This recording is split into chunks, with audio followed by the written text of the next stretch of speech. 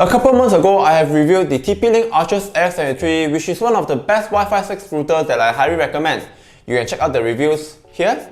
Hi, my name is Joshua Wong. Welcome to Fast episode 13. Today, I'll be checking out another TP-Link routers, the TP-Link Arches AX90. This is a true Triband wireless 6 router.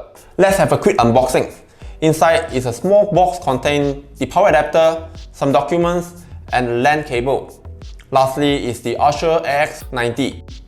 From the size and amount of antenna, we know this router meant for serious business.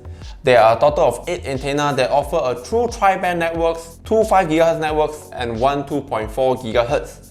The new design looks pretty aggressive with a lot of vents on top, also at the bottom, which I believe for better ventilation. On the rear there's a USB 2.0 port, DC in, power button, reset, 2 WAN or LAN ports, where one of the ports support 2.5 gigabit and 3 gigabit LAN port. There's also a USB 3.0 on the left for media file sharing and private cloud building. What is Triband?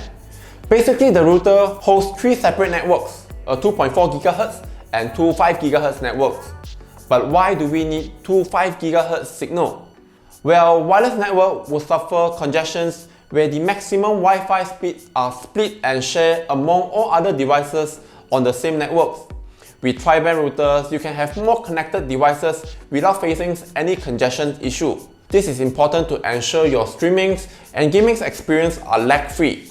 Also, with the 2.4 GHz enables, older devices will be compatible with this router.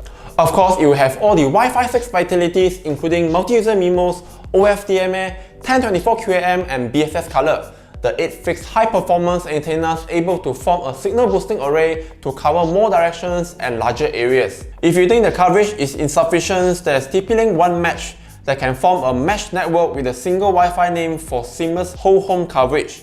Would the TP-Link Arches AX90 overkill for normal home use? Why do we even need a 2.5 gigabit WAN port since Malaysia doesn't even have a fiber network exceed 1 gigabit?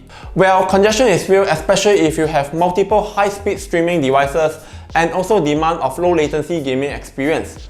Another advantage is that you can have a 160 MHz bandwidth on one dedicated 5 GHz network streams to enjoy full benefits of Wi-Fi 6. On my test, I streamed 4K videos on 5 devices concurrently and all run smoothly with no delay from what I can see. For information, I'm on Maxis 300 meg fiber plans and the router is placed on the lower floor during this test.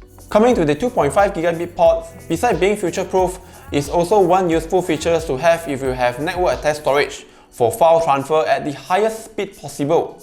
The Arches AX90 also features the same security protection that found on the Archer AX73, the TP-Link HomeShield with real-time IoT protection, network protections, robust parent controls, and it also provides a comprehensive report to understand your home Wi-Fi and each connected device. It also features QoS that allows you to prioritize which devices to have the fastest connections. Setting up the TP-Link Arches AX90 is pretty simple and straightforward thanks to the provided Tether apps that works on Android and iOS. You may also configure through the browser with more advanced settings. Following all the guide steps, you should be able to get online within 10 minutes.